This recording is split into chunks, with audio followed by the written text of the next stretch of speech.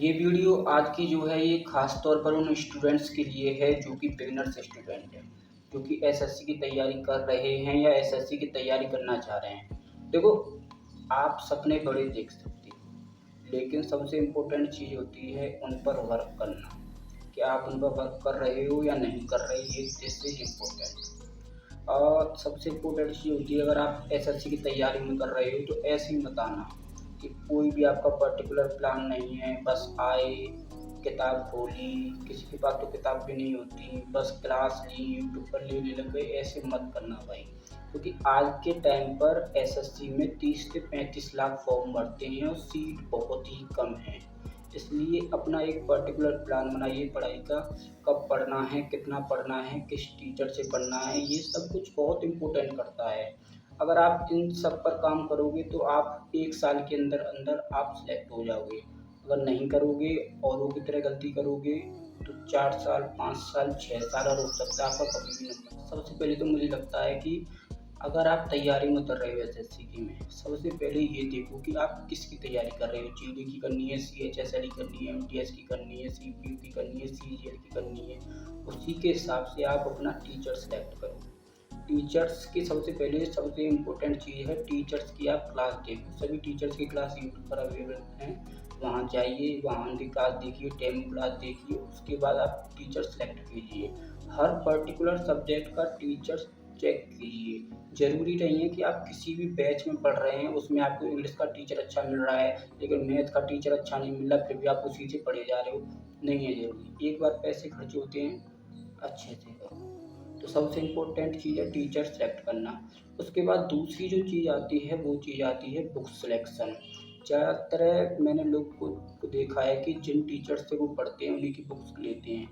ये जहाँ तक सही भी है, क्योंकि जिस टीचर से आप पढ़ते हो उन्हीं की अगर आप बुक फॉलो करोगे तो आपको वहाँ पर सॉल्यूशन में काफ़ी मतलब प्रॉब्लम नहीं होती समझने में।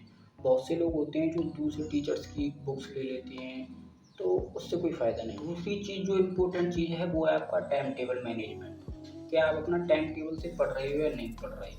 आप कभी भी किसी भी सब्जेक्ट को पढ़ने लग जाते हो, कभी मैथ आपको अच्छी लग रही है तो आप उसे 4 से 5 घंटे करे जा रहे हो, करे जा रहे हो। तो भाई एक सब्जेक्ट से सिलेक्शन नहीं होता कभी भी। ये याद रखना, कभी भी एक सब्जेक्ट से सिलेक्शन नहीं होता, आपको सब सब्जेक्ट पढ़नी पड़ेंगी। यहाँ ये डिपेंड नहीं करता कि आपको कौन सी सब्जेक्ट अच्छी लगती है या कौन सी सब्जेक्ट अच्छी नहीं लगती। सभी सब्जेक्ट को डेली टाइम दो, जितना टाइम आप दे सको। किसी को 2 घंटे तो दूसरी सब्जेक्ट को भी उतना ही टाइम दो, 2 घंटे। तभी आपका कोर्स कंप्लीट होगा टाइम पर, वरना आपका कोर्स कभी भी कंप्लीट नहीं होगा, ये मेरी आपसे गारंटी है। नेक्स्ट जो बहुत ही इम्पोर्टेंट चीज़ है कि स्टूडेंट क्या करता है, उसे आजकल टेलीग्राम फ्री में मिल रहा है, तो टेलीग्राम पर से कोई भी बुक डाउनलोड करने लग जाता है। कभी ये कर लिया, कभी वो कर लिया, अपनी एक बुक को कंप्लीट नहीं करता। सबसे इम्पोर्टेंट चीज़ है, एक बुक को पकड़ो, एक टीचर को पकड़ो और पढ़ने लग जाओ। ठीक है, ये इम्पोर्टेंट नहीं है कि चलो ये बुक नहीं आई है, ट्रेंडिंग बुक है, इसको भी ले लो, वो कह रहा था इसको भी ले लो, ये कह रहा था उसको भी ले लो, ये बिल्कुल भी सही नहीं है। आजकल सबसे ज़्यादा स्टूडेंट गलती करते हैं तो वो इन्हीं सब पॉइंट्स में गलती करते हैं। बुक चूज़ करने में गलती करते हैं, टीचर सेलेक्ट करने में गलती करते हैं, टाइम मैनेजमेंट अच्छा नहीं कर पाते, और भी काफ़ी सारी गलतियाँ हैं जिन्हें वो दोहराते रहते हैं। तो देखो, आपको ये गलतियाँ नहीं दोहरानी।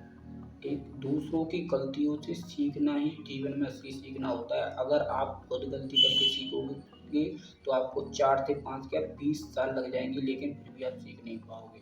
इसलिए बेहतर है दूसरों की गलतियों से सीखो। और जो पॉइंट्स मैंने आज आपके साथ शेयर किए हैं, ये मैं अपनी जो गलती खुद कर चुका हूँ अपनी प्रिपरेशन में, उसकी उन्हीं गलतियों को आपको बता रहा हूँ जिससे कि आप गलती ना करें। तो वीडियो अच्छी लगी हो तो चैनल को वीडियो को लाइक करना है, चैनल को सब्सक्राइब करना। राम राम भाई सभी।